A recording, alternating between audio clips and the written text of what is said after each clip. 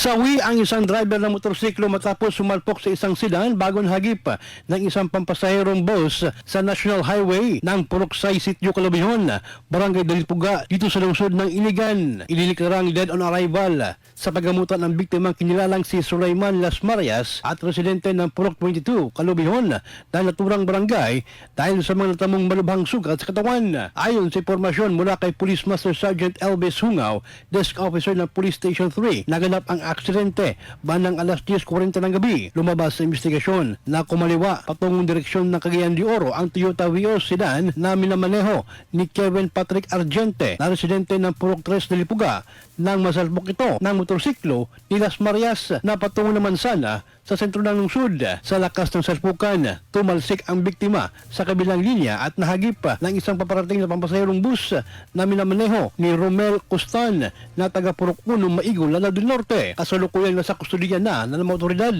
ang driver ng sedan at ng bus habang patuloy pa ang ginagawang investigasyon. Inaasahang makaharap ang dalawang driver sa kasong reckless imprudence resulting in homicide and damage to property. Kasama mo sa RMN DXIC Iligan, Radyoman J. Lubarco, Tatak, RMN Network News.